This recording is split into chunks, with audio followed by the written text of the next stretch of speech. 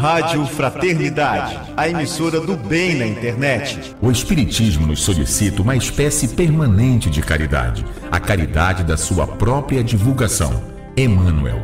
www.radiofraternidade.com.br 24 horas ligadas em você com uma programação diversificada.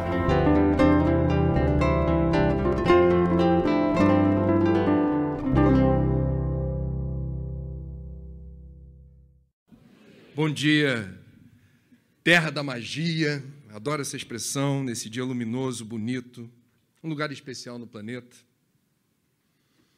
É um prazer estar de volta para falar de paz, porque, em última instância, o assunto que nos traz aqui hoje, em síntese, é a cultura de paz. Nunca foi tão importante falarmos de paz hoje nesse país, posto que, diante da crise política e econômica que estamos atravessando, nota-se o acirramento dos ânimos, um espírito beligerante, onde percebemos o afloramento da intolerância, que é irmã do ódio. Isso num país que se diz cristão. E nós percebemos com muita preocupação essa virulência com que confundimos o senso de justiça, que é legítimo, que se cumpra a lei, contra quem a malbarata, a desrespeita.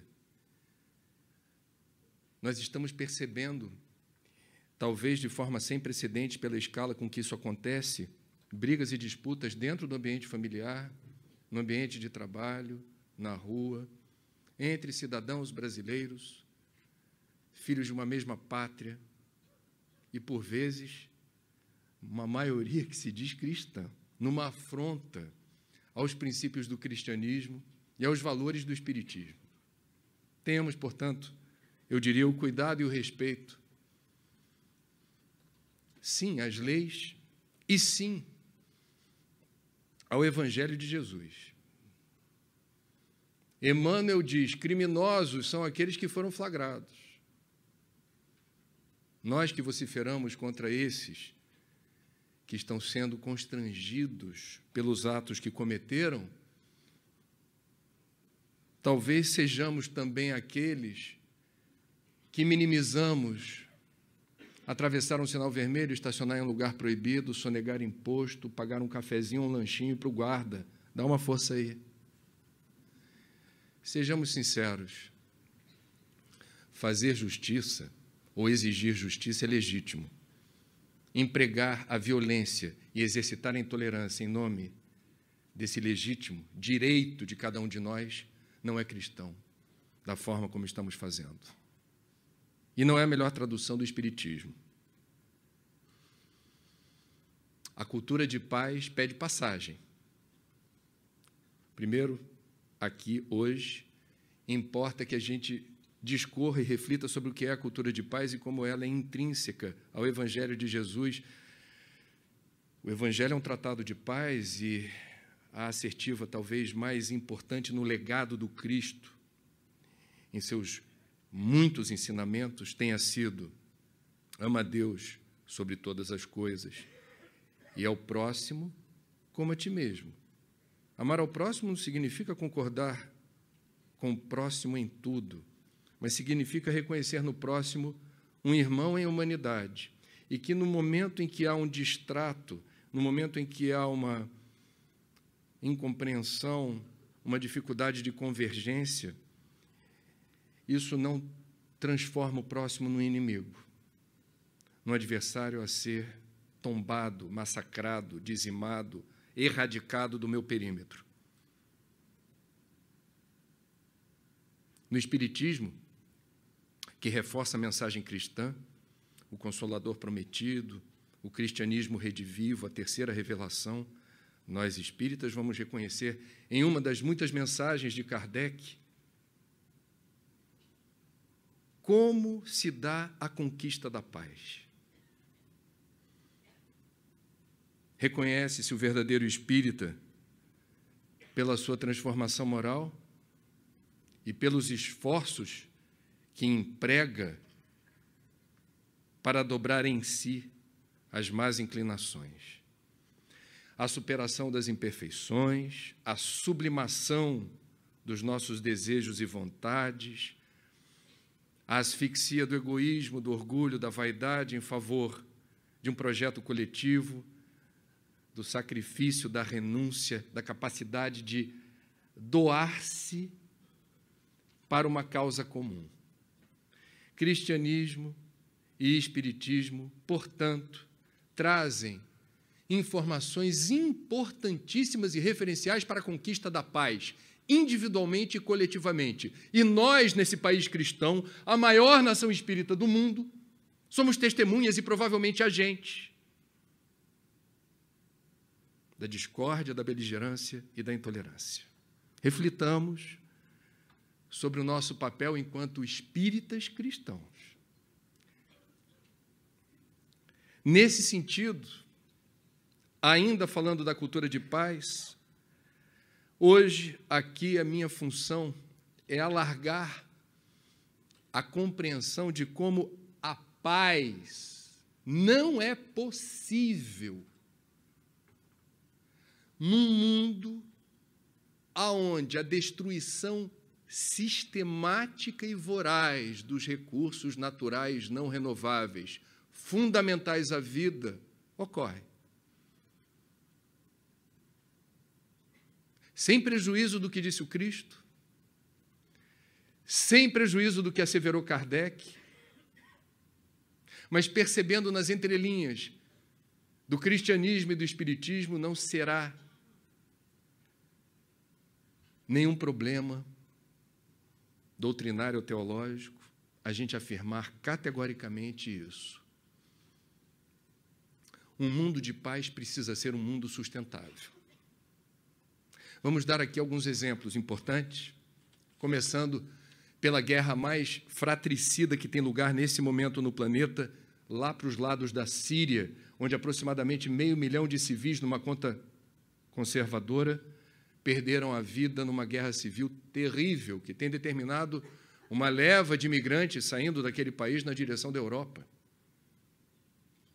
Quando a gente vai mapear e rastrear a origem da crise síria, que resultou nesse conflito beligerante terrível, com participação de outras nações do planeta ali posicionadas, registraremos um período terrível de estiagem, falta d'água, falta de chuva, dizimando as lavouras de subsistência de numerosas famílias naquela parte do mundo, e a fome, a dificuldade de prover a família daquilo que seria o mínimo necessário em termos de nutriente, precipitou o agravamento de uma tensão política.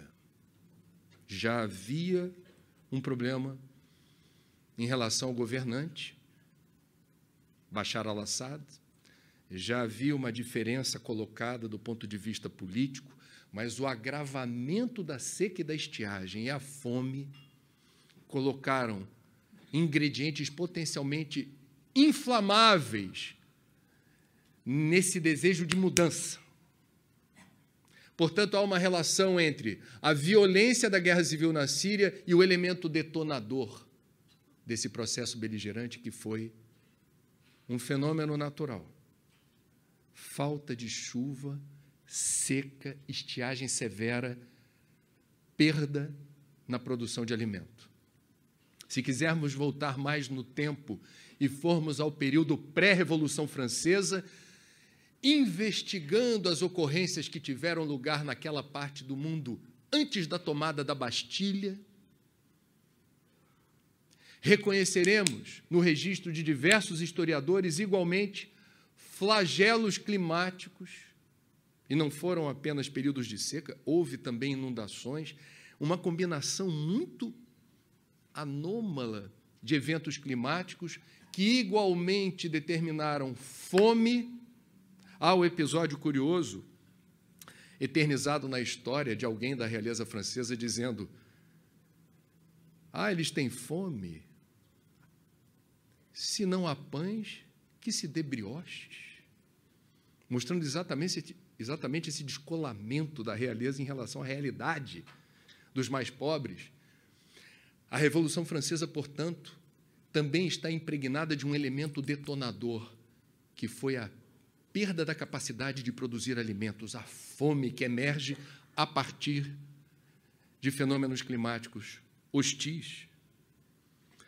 Ano passado tivemos um fenômeno climático sem precedentes na história do Brasil. A maior cidade do país, já chamada de Terra da Garoa, mas não tem mais essa condição, São Paulo hoje é outra coisa, experimentou por 2 verões seguidos, isso nunca havia acontecido, meses de janeiro sem chuva, 2 estiagens severas que deixaram São Paulo de joelho sem água, tendo que economizar compulsoriamente, do contrário, haveria multa para o desperdício, prêmio para quem economiza água, tentativas desesperadas de evitar a escassez. Isso não impediu que faltasse água em vários municípios de São Paulo, entre os quais Itu, conhecida pelas proporções. Itu é tudo superlativo. Só que no quesito água, Itu ficou minimizado. Não tinha água na torneira. E o que aconteceu em Itu? Isso virou notícia. Houve um levante. Muita gente foi para a rua depredar a prefeitura e confiscar na mão grande, na marra, carros-pipa que eram usados pelos mais ricos. Se não tem água para quem não pode pagar, não posso fazer nada. Eu posso. Eu vou contratar um carro-pipa para abastecer meu condomínio, meu clube e meu hotel. O povo foi para a rua e falou, não, senhor, esse caminhão-pipa vai para a minha comunidade. Portanto, um esgarçamento, uma dificuldade de você manter a ordem, aonde havia escassez de recursos naturais fundamentais à vida. Meus amigos, 2015, o ano passado, foi o ano em que o líder espiritual dos católicos, o primeiro Papa Francisco da história, resolveu assinalar em sua primeira encíclica, que foi também a primeira encíclica da história da Igreja, que versa explicitamente sobre a maior crise ambiental da história da humanidade.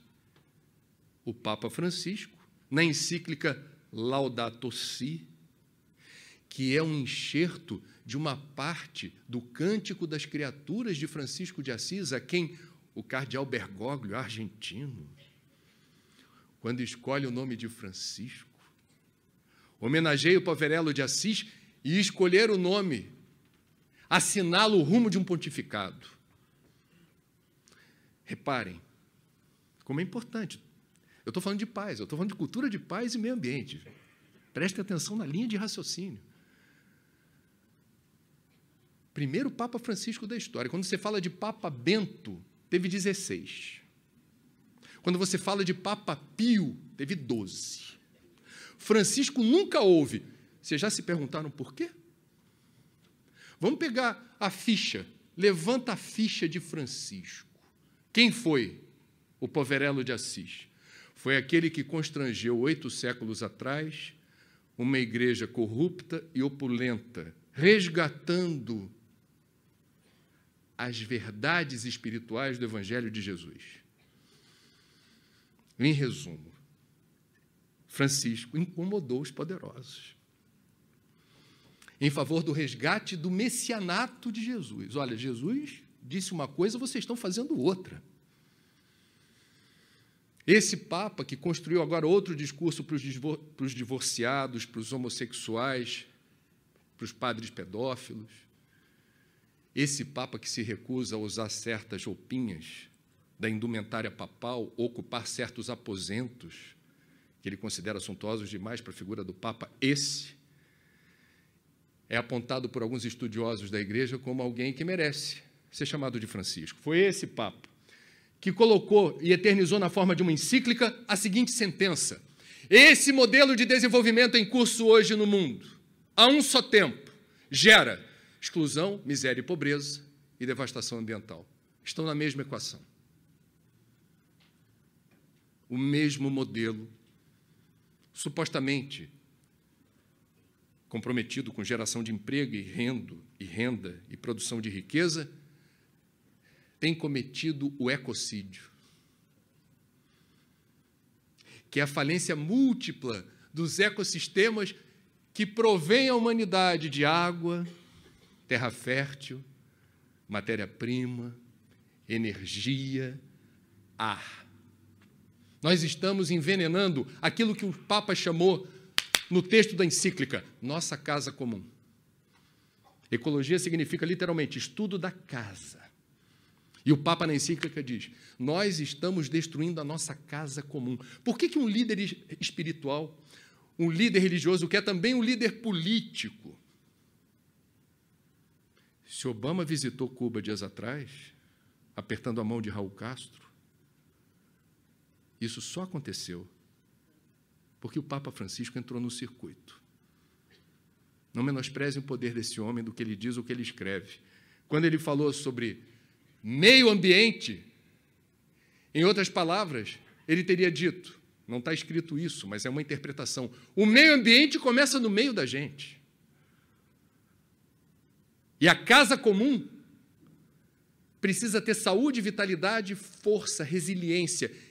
E se ela não está, hoje, na condição de oferecer o que a humanidade tem demandado, a culpa não é da casa, a culpa é de quem a ocupa na condição de inquilino. Você sabe, a lei dos homens estabeleceu a lei do inquilinato. Significa dizer que se eu não sou proprietário da casa, mas eu a ocupo como locatário, por contrato eu tenho que devolver o imóvel nas mesmas condições em que eu o recebi, no mínimo. Eu posso até fazer benfeitorias com o consentimento do proprietário, por uma questão de ética. Eu tenho que devolver o imóvel nas mesmas condições em que eu o encontrei. Creiam, também existe a lei do inquilinato espiritual. Seremos cobrados em relação ao que estamos fazendo com a nossa casa comum. Eu poderia aqui lembrar prêmios Nobel que foram concedidos a ambientalistas. Nobel da Paz. 2004, a queniana, doutora em ecologia, doutora Wangari Maathai, do Quênia, um negro retinto, parecia uma orixá linda, maravilhosa.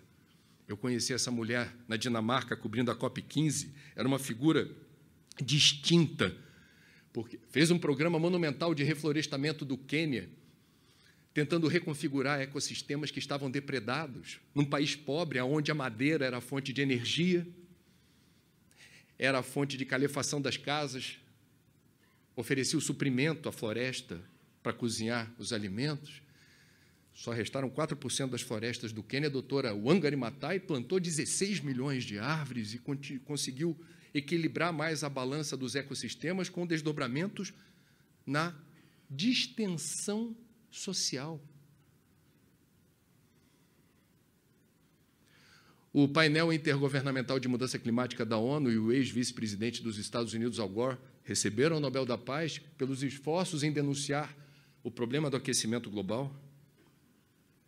Não é possível falar de paz sem falar de meio ambiente, meus amigos. É disso que estou falando. Precisamos incorporar à teologia espírita o recorte ambiental. Até porque Kardec o fez, mas isso não é para a gente tratar agora. Isso está para o final. No finalzinho a gente lembra o que Kardec falou. Por ora, eu quero lembrar que isso é tão verdadeiro e há tantas convicções que emergem da comunidade científica que a gente precisa, se foi o próprio Kardec que assinalou, aonde a razão avançar, o espiritismo aí deve acompanhar aquele assunto, aquele fenômeno sobre o qual se construiu uma convicção. Há um livro de um autor americano chamado Jared Diamond, geógrafo, que ganhou o mais importante prêmio de literatura dos Estados Unidos, o Pulitzer, por uma obra chamada Armas, Germes e Aço. Mas não é desse livro que eu quero falar. Na obra seguinte, Colapso, como as sociedades explicam o sucesso ou o fracasso, ele conseguiu resumir de forma muito clara a razão pela qual diversas civilizações do passado, em diferentes lugares do mundo, em diferentes momentos da história, eu estou falando dos vikings, eu estou falando dos maias, eu estou falando da população da Ilha de Páscoa, entre outros povoados no mundo, desapareceram subitamente depois de séculos de construção de uma cultura, por razões que a humanidade até então não sabia muito bem por quê. Mas a arqueologia revelou, na investigação dos sítios, onde os vestígios arqueológicos, quando se aplica o teste do carbono 14 e você data o vestígio, ele tem uma idade presumível, você consegue estabelecer uma ordem sequencial de eventos, você consegue contar uma história, você consegue, inclusive, reconstituir a ossadura de um tiranossauro rex com a pecinha da clavícula. Isso é ciência. E qual é a história que está por trás do desaparecimento súbito dessas sociedades do passado? Em algum momento, elas deixaram de ser sustentáveis. E o que é ser sustentável? É você não dizimar, não destruir, não erradicar totalmente aquilo que você precisa para viver. É respeitar a capacidade de suporte do sistema onde você está inserido. É ser pescador em Santa Catarina e respeitar o período de defeso para não desaparecer a tainha. É ser suinocultor em Chapecó e não jogar todo o esterco do suíno na bacia hidrográfica para não faltar água na torneira. São exemplos do dia a dia que a gente tem por aqui e por todo o Brasil, de dar o passo do tamanho da perna. Eu não vou deixar de pescar tainha, não vou deixar de criar suíno. Você fala, criador de porco é ofensa, suinocultor. Tem um jeito certo de fazer. O jeito certo significa, sem prejuízo do meio em que eu estou inserido, eu vou ganhar o meu sustento, vou prover de recursos nutricionais quem precisa. Isso não é sinônimo de destruição. Não pode ser, mas está sendo. Em boa parte do Brasil e do mundo. No livro Colapso, Dr. Jared, portanto, aponta vários exemplos de civilizações do passado que, de forma invigilante, consumiram à exaustão recursos fundamentais à vida e, num dado momento, houve o colapso. A palavra é muito boa, eu sou jornalista, eu trabalho com palavra. Certas palavras são melhores do que outras. Gravidez é uma palavra ótima, não tem meia gravidez. Ou a pessoa está grávida ou não está. Crise é uma palavra ótima. A crise não é boa, mas a palavra é boa. Por quê? Crise não tem meia crise. Crise econômica, crise política, crise de relacionamento, crise conjugal é crise, é ruptura, é esgarçamento. É uma situação que requer cuidado, atenção, zelo. Colapso é outra palavra muito boa. Porque colapso é a consumação da fragmentação do que existia. Não existe mais. Acabou, se esgarçou. O melhor exemplo do livro do Dr. Jared aparece justamente na Ilha de Páscoa, uma ilhota do Pacífico, 700 quilômetros quadrados, pequenininha, conhecida por aqueles totens de pedra eternizados no tempo, que expressam, metaforicamente, como cada clã ou família gostava de ser representada para a eternidade. Só que naquela época não existia a palavra marketing, mas eles aplicaram o marketing dizendo, não basta esculpir na rocha, eu tenho que colocar o totem em algum lugar visível. A pergunta ou o desafio era, como deslocar essa pedra pesada até onde eu desejo? Não tinha guindaste, não tinha caminhão, não tinha nada disso. A solução empregada foi, vai na floresta de Páscoa, florestinha, corta a árvore, traz o tronco para cá e a gente rola a tora, a pedra. Pela quantidade de totens de pedra, vocês imaginem quantas arvorezinhas foram sacrificadas para permitir esse deslocamento. Resultado, praticamente, a floresta foi destruída. Primeiro impacto causado. O riozinho de Páscoa, que abastecia, descedentava a população, que era perene, sempre tinha água, passou a ser sazonal. A água não era mais certa o tempo todo, porque sem as árvores você perdeu a capacidade de reter com as matas ciliares as margens do rio, e a recarga dos aquíferos através do sistema radicular das raízes também foi comprometido. A bacia hidrográfica, o riozinho de Páscoa, perdeu proteção. Segundo impacto importante, isso tudo o sítio arqueológico, em alguma medida, vai apontando os sinais, as pistas. Segundo impacto causado pela perda da vegetação de Páscoa, as lavouras dos ilhéus tinham as pragas oportunistas, que eram combatidas por predadores naturais que se refugiavam justamente na floresta. Era um equilíbrio ecológico. Apareceu praga oportunista. O predador está lá, daqui a pouco vai para cá e come. E a vida segue. Meu pé de alface está lá, graças a Deus. Sem a florestinha de Páscoa, os predadores foram desalojados e não ficavam mais por ali. As pragas oportunistas se tornaram devastadoras. Perda de caloria, perda no balanço nutricional, perda na produção de alimento, fome. E aí também aparece no sítio arqueológico a ascensão de um período de extrema violência, na disputa pelos poucos nutrientes que estavam disponíveis. Disputas fratricidas e sangrentas entre as famílias e os clãs, esgarçamento do tecido social, as regras de convivência ficaram em segundo plano, e talvez a gente entenda isso. Eu sou filho de paraibano, no Nordeste tem um ditado ainda muito popular, que diz o seguinte, abre aspas, farinha pouca,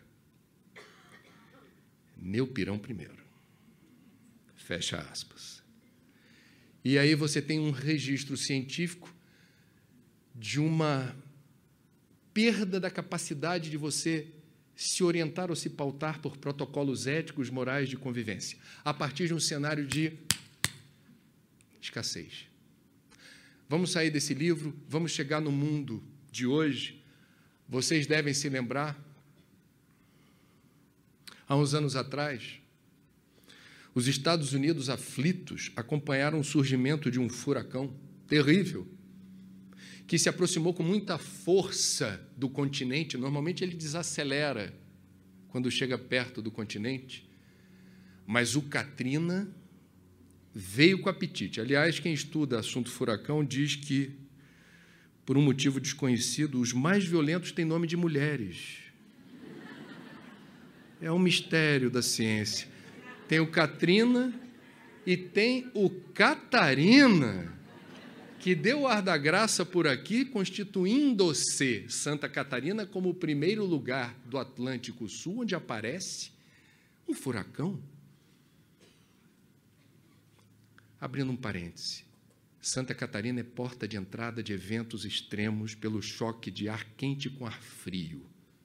Não é nenhum karma coletivo, tá, gente? De vocês, antes de vocês existirem, portanto, já havia uma combinação sinistra desse encontro. Com o fenômeno da mudança climática, a tendência é você ter tempestades, furacões, chuva de granizo, tornado com mais intensidade. Fiquem ligados, porque isso diz respeito particularmente a quem mora nessa parte do mundo.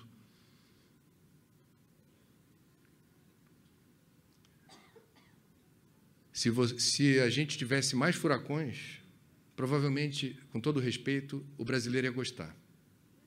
Porque toda vez que encaixa um furacão nos Estados Unidos é feriado. As autoridades dizem, evacuação em massa. Quem tem dinheiro vai para o outro lado do país, saia do perímetro de risco, e quem não tem dinheiro vá para os abrigos públicos. Quando o Katrina surgiu no Atlântico Norte, passou pelo Caribe e encaixou no Golfo do México, entrando caprichosamente na parte mais pobre dos Estados Unidos, no delta do Mississippi, na terra do blues, Nova Orleans. Olha onde foi encaixar o Katrina. O abrigo público, naturalmente, ficou lotado. E o principal abrigo chamava-se Superdome, para onde foram levadas aproximadamente 50 mil pessoas, que lá chegando, repetiram provavelmente o mesmo ritual de boa convivência, protocolo de boa educação que nós aqui, quando chegamos hoje, praticamos. A gente sabe agradar ou sabe ser educado quando a gente quer? Oi, eu sou grandão, estou sentado aqui na tua frente, estou atrapalhando? Quer que eu fique para cá? Eu vou pegar um copo plástico de água lá fora, seguindo o protocolo do uso ético do copo plástico. Você quer que eu pegue um copo plástico de água para você também? Não me custa. Quem chegou no Superdome com o seu colchonete, com a sua cafeteira. Oi, tudo bem? Eu ronco à noite. Para você tem problema? A gente, né, já que eu tenho que ficar aqui, já que eu vim para cá, vamos viver bem. O Katrina chegou a Nova Orleans, estava todo mundo dentro do estádio coberto. A previsão era passar só 2 dias. Depois do segundo dia, alguém chegou por lá, como eu estou chegando agora aqui para vocês, fazendo uso do microfone, e disse: Good morning, folks. Eu tenho 2 notícias para dar, uma boa e uma ruim. Vou começar pela boa. O Katrina passou. E o povo, que bom, acabou. A segunda notícia é que a gente vai continuar aqui. Porque o Katrina rompeu os diques de contenção das águas do Mississippi, águas poluidíssimas, fétidas. Nova Orleans é a área de baixada, o aguaceiro tomou conta da cidade, não temos para onde ir, estamos ilhados. Até segunda ordem permaneceremos aqui. Foi a época da segunda invasão do Iraque, coordenada por um genocida chamado George W. Bush, que, em nome do petróleo, assassinou aproximadamente 100 mil civis na capital iraquiana, Bagdá, em nome do petróleo. A Guarda Nacional, equivalente à nossa Defesa Civil, que deveria estar em bom número em Nova Orleans, teve que fazer a ocupação dos quartéis, porque os reservistas também foram lutar no Iraque. Então, houve o backup nos quartéis e a disponibilidade de guardas nacionais no perímetro do Katrina era reduzida, razão pela qual, provavelmente, no meio da multidão, após esse aviso, a Rádio Corredor, que é uma rádio de muita audiência no mundo, Chico Xavier dizia que a fofoca é o maior inimigo do espiritismo. Começaram a disseminar rumores e boatos do tipo: você viu que eles não estavam preparados para isso? Estão dizendo que vai faltar água, hein? Parece que não tem comida para todo mundo muito tempo. Organizaram-se milícias.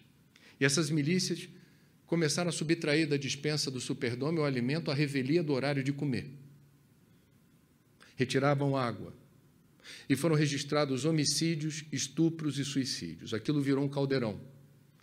Se quiser, façam pesquisa. A revista Época, naquele período, ouviu 2 brasileiras que foram parar no Superdome. E elas relataram um cenário de horror. Qual seria a lógica, do ponto de vista sociológico, antropológico? Como é que você explica um lugar onde as pessoas já estavam programadas para passar 2 dias e chegaram civilizadamente, de uma hora para outra, diante de um cenário de imprecisão, de dificuldade de prever o que vai acontecer, começaram a deduzir que poderia faltar o necessário, que poderia haver escassez. E, num dado momento, subvertem a ordem estabelecida, esgarçam os protocolos éticos e resolvem decidir deliberadamente por si, sem considerar o interesse coletivo. Que fique claro que eu não estou dizendo aqui que onde há escassez, há violência. Não é isso. O que eu quero dizer, e não sou eu quem diz, eu sou apenas um jornalista, o jornalista não sabe nada. Nossa função social é reproduzir o que quem sabe diz. Eu venho pesquisando esse assunto há mais de 25 anos. E eu tenho visto um consenso na comunidade científica no seguinte sentido: aonde há escassez, há tensão. Sobrevém tensão. E a tensão é o combustível das ocorrências lamentáveis, que podem eclodir ou não. O que o Espiritismo tem a dizer sobre isso? Porque outras tradições têm a dizer sobre isso. Eu já falei do Papa, da encíclica do Papa Francisco, mas, o Papa Paulo VI, João Paulo II, Bento XVI já vinham escrevendo sobre isso. No Brasil, o teólogo Leonardo Boff, há pelo menos 22 anos, já vem escrevendo sobre isso. A CNBB, na campanha da fraternidade, já vem escolhendo temas ecológicos na Quaresma há muito tempo. Os nossos irmãos católicos, de onde muitos de nós viemos, estão posicionados. Eles atualizaram o cristianismo dentro do recorte católico para ter o que dizer, trazer respostas, orientações, posicionamentos à imensa comunidade católica sobre a maior crise ambiental da história da humanidade. Quando a gente vai buscar no budismo tibetano de Sua Santidade, o Dalai Lama, se você entrar no site oficial deles, em inglês, você vai ver que ele escreveu vários textos considerados sagrados para os budistas, divididos por temas. Um dos temas é a sustentabilidade. E nesse capítulo, quando você abre, eu fiz uma comparação da última vez que eu entrei, é o capítulo onde há mais textos, em número. Nossos irmãos, candomblecistas e umbandistas, precisam da natureza viva para a sobrevivência dessas tradições. Elas não têm razão de existir sem a disponibilidade dos elementos naturais que emprestam substância e significado a seus protocolos de fé. Alguns rabinos, algumas poucas lideranças evangélicas, não vou entrar em pormenores, mas há uma razão teológica para isso. Dentro do criacionismo, a terra existe para servir ao homem. Esse é um problema do ponto de vista ecológico. A terra não existe para servir ao homem, mas essa é uma leitura teológica do criacionismo. Não vou entrar nesse detalhe. Se alguém quiser fazer pergunta depois, estamos às ordens.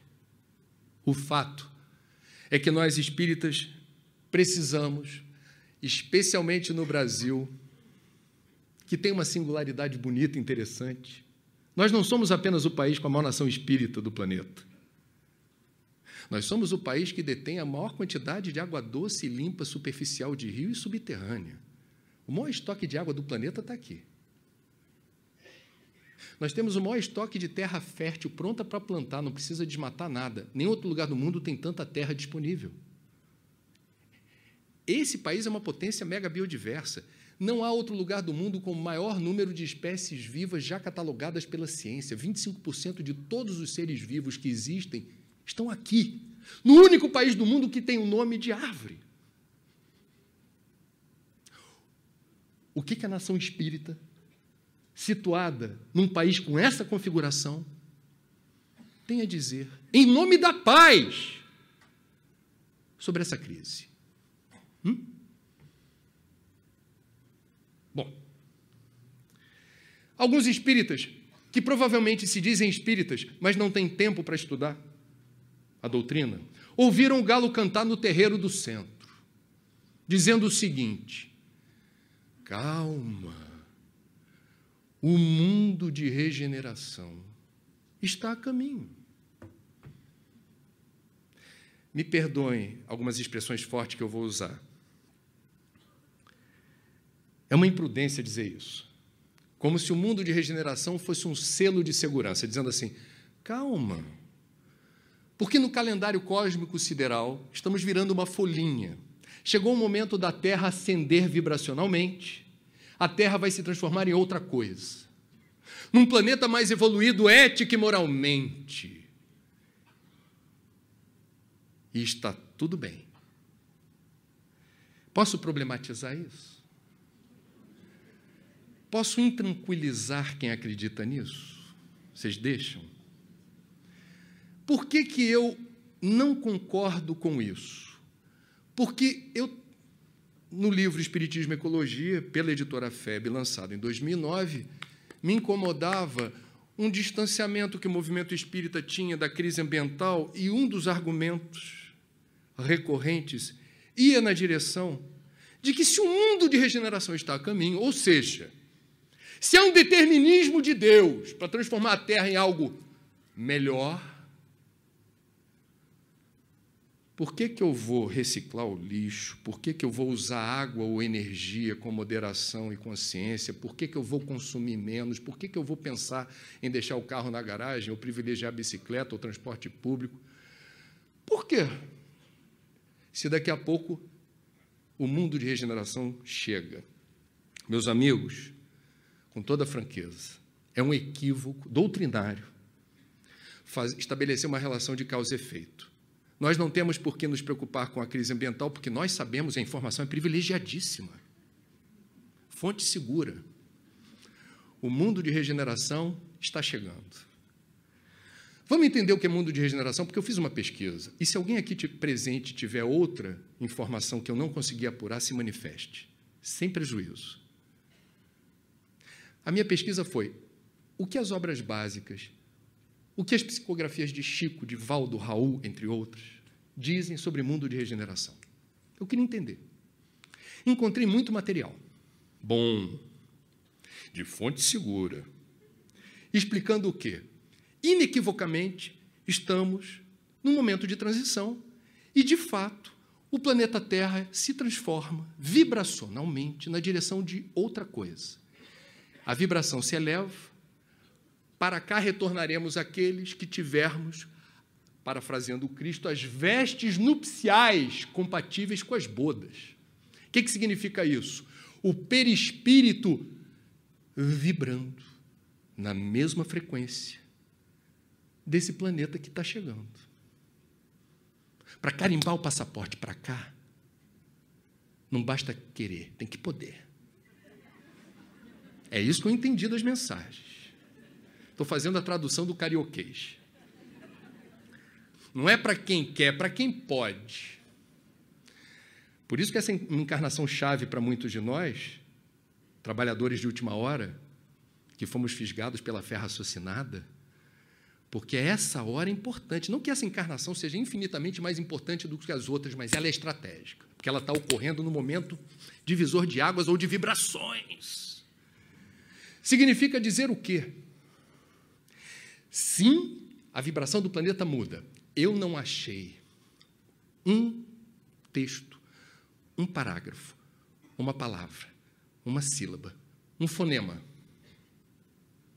de encarnado ou desencarnado, que a gente referencia como fonte segura, antecipando qual é o cenário físico, químico, biológico, ambiental da Terra no mundo de regeneração. Nenhuma palavra, nenhuma informação. O que isso significa? Eu fiquei me martirizando, perguntando, isso quer dizer algo? Isso há de ter um significado, uma mensagem subliminar. Por que a espiritualidade deliberadamente se cala, se silencia, quando instigada a dizer, como é que vai ser esse mundo? Diz aí. Meus amigos, esse mundo será, do ponto de vista ambiental, resultado da semeadura que fizermos hoje. O Deus dos espíritas delega, terceiriza, usando a linguagem do mercado. Ah, André, quer dizer que quando chegar o mundo de regeneração, Deus não vai dar uma força, pegando todo o CO2 acumulado na atmosfera,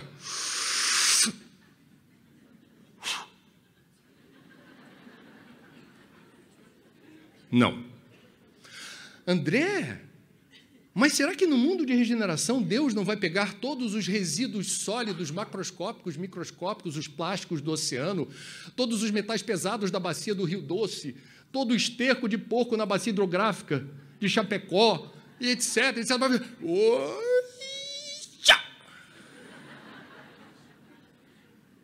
Não é mundo de regeneração, André? Ele não fica melhor?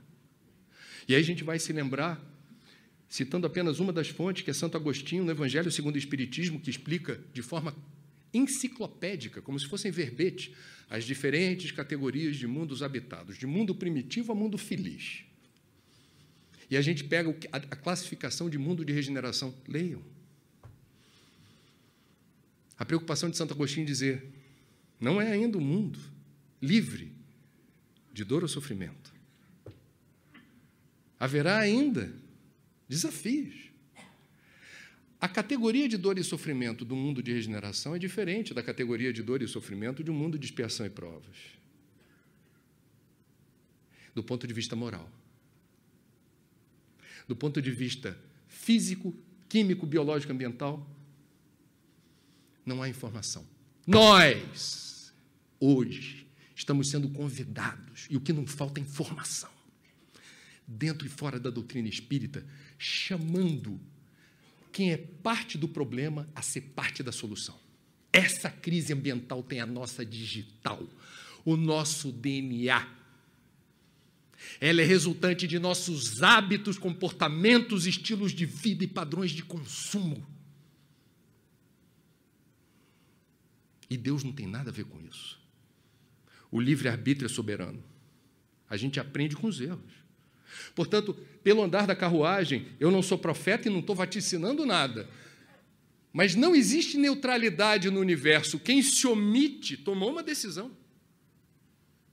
Não agir é agir. Preferir ficar em silêncio? O silêncio é ação. Preferir não fazer coleta seletiva? É ação.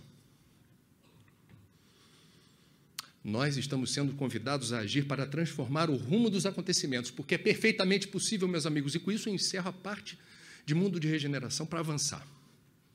Imaginarmos um mundo mais evoluído ética e moralmente, com aquecimento global, eventos extremos, muitos tornados em Santa Catarina. Novos furacões. Produção monumental de lixo. Destruição sistemática da fauna e da flora, da biodiversidade. Transgenia irresponsável, brincamos de Deus misturando os genes, sem os devidos protocolos de biossegurança. E por aí vai. Atenção, Deus delega, Deus terceiriza. E nós não podemos mais justificar, em nome do progresso, a destruição da casa comum. Está claro. Prestem atenção aos sinais. Não poderemos desencanar dizendo, eu não sabia. Porque a lei do inquilinato espiritual existe. Espírita gosta muito da palavra missão. É uma palavra muito referencial na teologia e na cosmovisão espírita. A gente emprega a palavra missão de várias maneiras. Eu tenho uma missão. Eu não sei ainda qual é a minha missão. Eu acho que eu estou me esforçando em função da minha missão. Permitam-me sugerir o emprego dessa palavra no plural e não no singular. Temos várias missões. A paternidade ou a maternidade responsáveis, uma baita missão. Não esquecermos da gratidão filial para quem nos colocou no mundo e cuidou de nós quando mais precisávamos. Gratidão para com pais e mães ou responsáveis, missão. Ser um bom profissional aonde você estiver. E a profissão mais nobre e mais demandante de tempo e energia é dona de casa. Ser um bom vizinho, um bom eleitor, um bom cidadão, um bom espírita, um bom voluntário. Tudo isso é missão. Tudo isso está no pacote. Permitam-me acrescentar mais um item na relação. Ser um bom condômino da casa comum. Porque chegou o momento da gente também dispensar parte do nosso tempo, da energia. Centro espírita consome água, matéria-prima e energia. Qual é o copinho de água fluidificada? Promovemos a carona solidária no ambiente de centro. É só livro novo, tem a biblioteca, empréstimo de livro. E por aí vai, a gente pode usar com inteligência os recursos. Faz a diferença. Não vou ter tempo de entrar em todos os pormenores, quero ser fiel ao tempo que me foi confiado, exatamente 1 hora. Mas no livro a gente faz algumas perguntas e procuramos investigar as respostas. O que espiritismo tem a ver com ecologia, pelo amor de Deus? Primeiro ponto em comum. Espiritismo e ecologia surgem como palavrinhas novas que não existiam no dicionário, na mesma parte do mundo, em países fronteiriços. Espiritismo, assim denominado por Kardec para designar uma nova filosofia espiritualista, lançamento do Livro dos Espíritos, 1857. 9 anos depois, do outro lado da fronteira com a Alemanha, um naturalista alemão chamado Ernst Haeckel cunha uma nova expressão, ecologia, estudo da casa. Eu não consegui, nas minhas pesquisas, saber o quanto Kardec sabia do Haeckel e quanto o Haeckel sabia do Kardec, mas eles foram contemporâneos. Isso é interessante. Outro aspecto interessante, lindo, da doutrina espírita e da ecologia. Quando você pega, por exemplo, alguns postulados espíritas, presentes em livros das obras básicas, como a Gênese, se eu pego a Gênese e enxerto algumas frases de Kardec num discurso, num evento ecológico, eu vou ser aplaudido. De pé. Olha só o que o Kardec escreveu na Gênese. Porque espiritismo e ecologia enxergam o mundo de uma maneira diferente. É a visão sistêmica. O mundo não é só o mundo aparente, sensorial, visível. Os espíritas enxergam além da retina, na intercorrência do mundo físico com o mundo extrafísico, que são expressões imprecisas, pobres de vocabulário, está tudo junto e misturado. São engrenagens complexas que explicam o universo. O espírita enxerga o universo com uma visão que não é linear, não é óbvia, é sistêmica. E o que fazem os ecologistas? La même chose. A mesma coisa. Na definição possível, que empresta sentido aos ecólogos, aos espíritas e aos físicos quânticos, o universo é um conjunto de fenômenos interligados, interdependentes, que interagem o tempo todo. A gente vai encontrar isso no Livro dos Espíritos. Você pergunta se a espiritualidade influencia os encarnados, a resposta é mais do que supões. A gente está imerso num universo que vai requerer atenção, cuidado, porque ele é complexo, ele não é linear, ele não é óbvio. Aí o que está na Gênese? Esse universo interrelacional que espíritas e ecólogos enxergam. Aspas para Kardec. Assim, tudo no universo se liga, tudo se encadeia, tudo se acha submetido à grande e harmoniosa lei de unidade. De sorte, outro trecho, de sorte que as nebulosas reagem sobre as nebulosas, os sistemas reagem sobre os sistemas, como os planetas reagem sobre os planetas, como os elementos de cada planeta reagem uns sobre os outros, e assim sucessivamente até ao átomo, do átomo ao arcanjo, tudo se encadeia.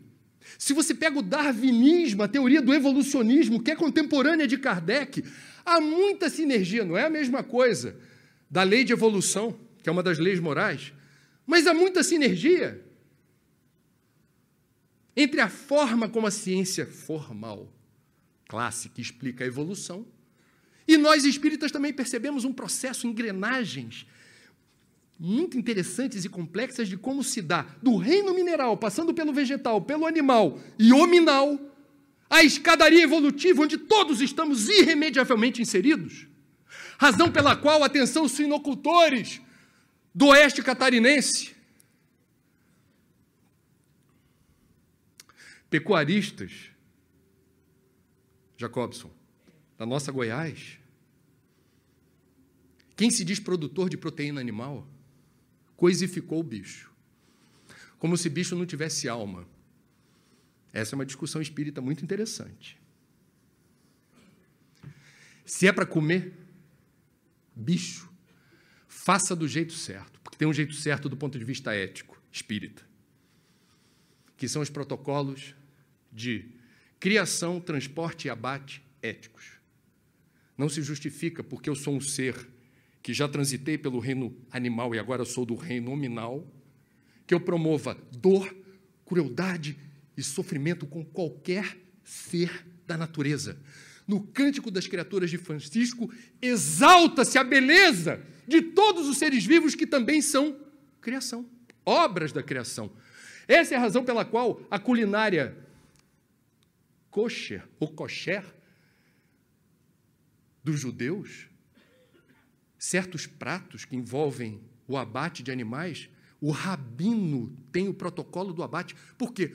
Há um cuidado, um esmero, para você, na hora de fazer um prato qualquer, você está fazendo como os índios norte-americanos. Isso apareceu no desenho, no filme Avatar. Aquilo não foi criação do James Cameron. Na tradição de várias comunidades indígenas, se eu preciso ir para a floresta, subtrair a floresta de um ser vivo para comer e sobreviver, eu vou fazer uma prece antes, durante e depois. Eu vou pedir licença a Deus para dizer, eu preciso dessa carne e na hora de abatê-la, subtraí-la da floresta, eu peço licença à criação. A gente precisa rever alguns conceitos. Comer carne não é um ato trivial.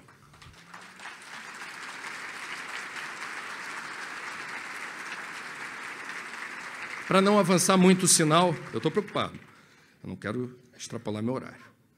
Para não avançar muito o sinal, são vários os aspectos de sinergia entre espiritismo e ecologia, eu já vou avançar aqui para o finalmente, na direção do consumo consciente.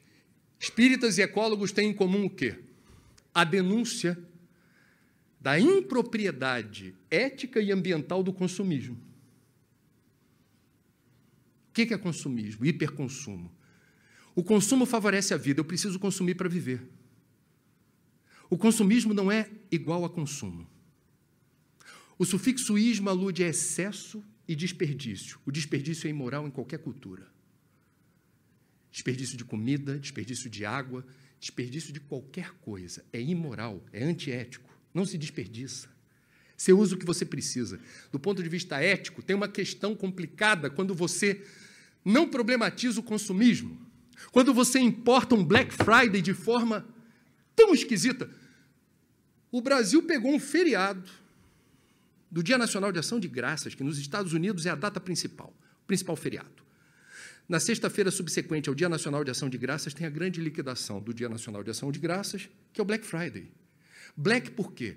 Aqui o comércio, quando fecha com superávit, fecha no azul. Lá o superávit é preto. Black Friday, na sexta-feira após Dia Nacional de Ação de Graças, vendo tudo baratinho. Lá tem um contexto. Aqui, importamos. Não tem Dia Nacional de Ação de Graças. Nada contra se quiserem instituir, acho uma data bonita. Encaixamos no calendário o Black Friday. Recitamos o Black Friday como um movimento de manada. Black Friday, item Black Friday, Black Friday. Ninguém sabe o que é isso. Sabe que é uma oportunidade ímpar de quê? Comprar o quê? Não importa. Está baratinho. Divide em 10 vezes. Ou então o terrorismo que a gente vê nos comerciais normalmente veiculados nas sextas-feiras das grandes redes de varejo, que ocupam espaços nobres, no horário nobre da TV, dizendo assim, normalmente tem uma ameaça assim, é só amanhã. Meus amigos, você está achando graça, mas eu quero lembrar Santo Agostinho quando caracteriza lá, o que é mundo primitivo? Primeira categoria de mundo habitado. O mundo primitivo se caracteriza por seres humanos com apego à matéria. Primeira característica, que nós já passamos por lá, que a gente não lembra. Primeira característica, apego à matéria. Cuidado com as palavrinhas mágicas traiçoeiras, liquidação, off e outras. Por quê? Elas podem dar um clique no seu subconsciente e você vai comprar o que você não precisa, acumulando bem e estoque em casa. Tudo que se tem, toda a roupa que a gente está usando, todos os acessórios que a gente tem à mão, estão impregnados de pedacinhos da natureza. Água, matéria-prima e energia.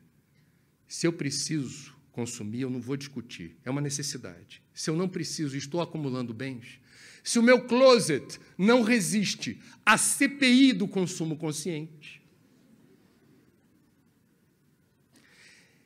minha consciência reage como? Pior, do ponto de vista ético. Eu me divirto com a ostentação? Eu me preocupo com a marca da roupa, do carro? com o novo modelo de celular, para mim, é um predicado importante enquanto autoafirmação da espécie, líder, topo da cadeia evolutiva, feita à imagem e semelhança de Deus. Isso faz diferença para você? Como é que é o Natal de muitos espíritas? É o Natal da opulência, da comilança, da árvore, com luzinha chinesa, piscando, e com alguém, no calor do verão, vestido de Santa Claus, vermelho, que foi uma adaptação do publicitário da Coca-Cola, que pintou de vermelho Santa Claus na década de 1930. Razão, fé raciocinada, bom senso. Compre o que você quiser, mas pergunte-se antes, eu preciso? Ecologistas e espíritas denunciam as mazelas do consumismo nos seguintes termos. Da parte dos ecologistas, temos pouco planeta para muita sanha de consumo. Estudem na internet o que é pegada ecológica. Ano passado, no dia 13 ou 15 de agosto, foi o dia da sobrecarga da Terra. No calendário que vai de janeiro a dezembro, em agosto, o que estava previsto no planeta para a gente consumir ao longo de um ano todo terminou em agosto. A gente entrou no cheque especial. A gente está retirando mais do que o planeta é capaz de prover. Não é bom. Para casa comum, não é bom. Vai dar problema. É uma questão de tempo. Tem um ditado ótimo que diz, sabendo usar, não vai faltar. O planeta tem o suficiente para que a gente seja feliz, que a gente realize nossos projetos, que a gente consiga viver em paz, sem disputar nada. Há o suficiente. Por que está faltando para a maioria? Pensem nisso. O consumismo é a senha para o colapso. O que os espíritas dizem sobre isso no século XIX? Na lei de conservação, não vou ter tempo de entrar em outros particulares, mas eu vou resumir. Com a lei de conservação, uma das leis morais, Kardec, século XIX, já na codificação, abria retranca dentro da lei de conservação para discutir necessário e supérfluo. A pergunta 705 é emblemática, é maravilhosa. É a minha favorita, a resposta da espiritualidade ao que Kardec perguntou. Olha a pergunta do codificador no século XIX, quando não existia ainda a expressão meio ambiente, a expressão sustentabilidade, a expressão desenvolvimento sustentável, legislação ambiental. Ninguém falava em crise ambiental no século XIX. E Kardec indaga a espiritualidade nos seguintes termos. Por que a Terra, nem sempre ao homem, oferece o necessário? Para mim, é uma pergunta quase profética, porque o codificador não se preocupou em fazer uma doutrina que fizesse sentido apenas para seus contemporâneos do século XIX. Algumas perguntas aludem a cenários, situações ou probabilidades que se desdobram no futuro. A pergunta 705 vai nessa direção. Por que a Terra nem sempre ao homem oferece o necessário? A humanidade no século XIX, em 1857, tinha 1 bilhão de pessoas. Ninguém falava em crise ambiental. Hoje somos mais de 7 bilhões. A resposta da espiritualidade é linda. É extensa, mas o pedacinho que eu mais gosto diz: a Terra ofereceria ao homem sempre o necessário, se com o necessário soubesse o homem contentar-se.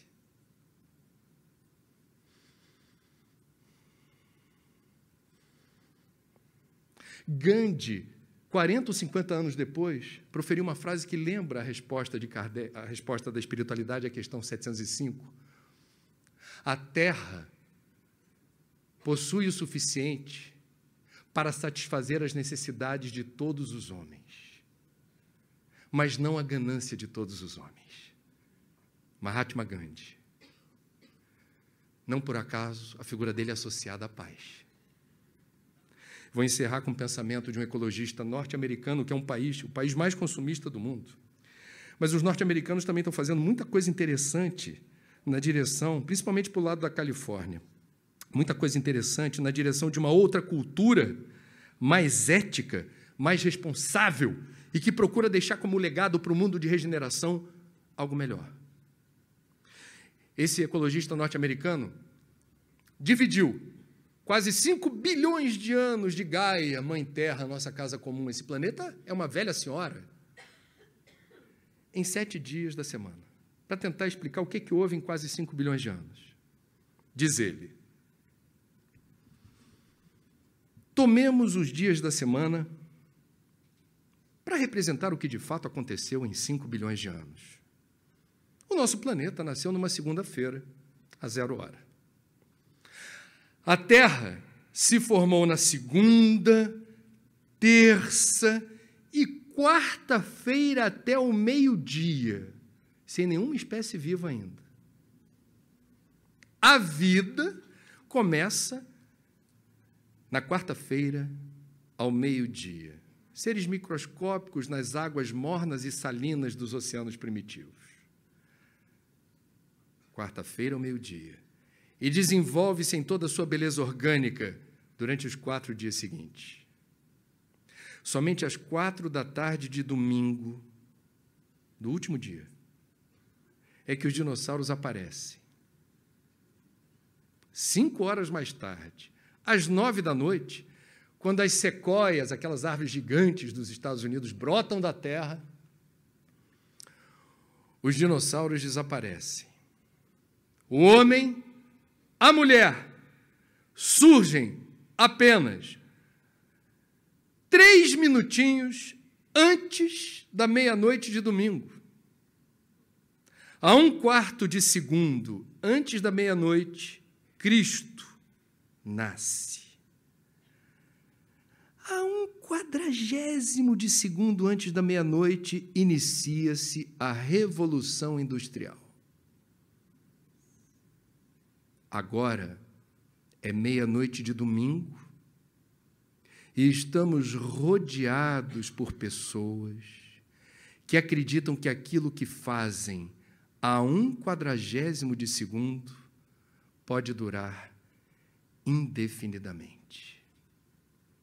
Amigos catarinenses, somos brasileiros, queremos a paz e, na condição de espíritas cristãos, há muito o que fazer em favor da cultura de paz.